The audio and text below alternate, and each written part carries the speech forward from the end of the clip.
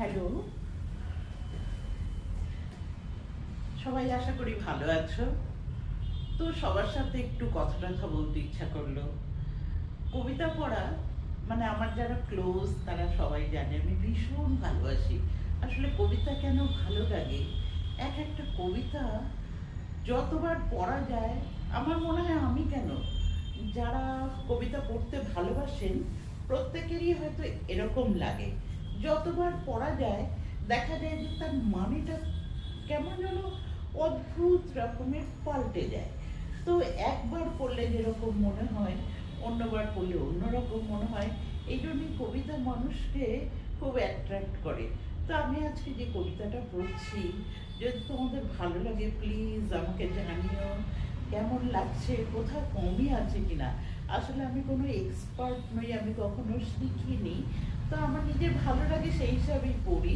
তোমাদের যদি ভালো লাগে কোথাও কমই থাকে আমাকে জানিও, আমি চেষ্টা করবো রেকটিফাই করতে। তো কবিতাটা হলো একগুচ্ছ চাবি। কবি হলেন সলিল চৌধুরী। উত্তরাধিকার সূত্রে পেয়েছি শুধু একগুচ্ছ চাবি, ছোট বড় মোটা বেটি, নানা রকমের নানা ধরনের চাবি।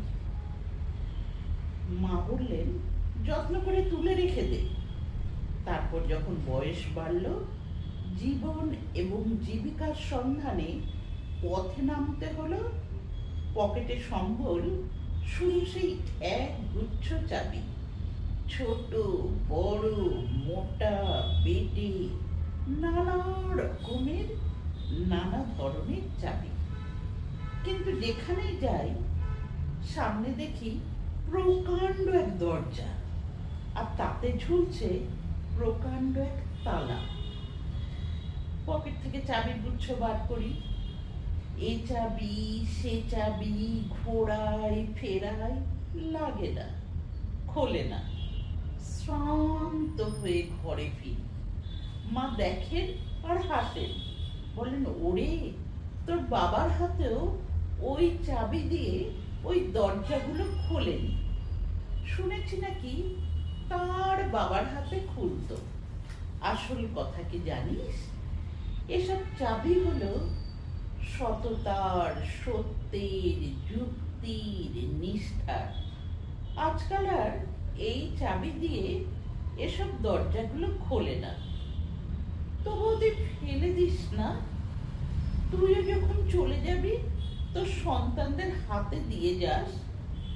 হয়তো তাদের হাতে, হয়তো কেন নিশ্চয়ই তাদের হাতে এই সব সততার, সত্যের, যুক্তির, নিষ্ঠার চাবি দিয়ে জীবনের বন্ধ দরজাগুলো খুলে যাবে, খুলে যাবে। নমস্কার, কেমন লাগছে জানাবেন।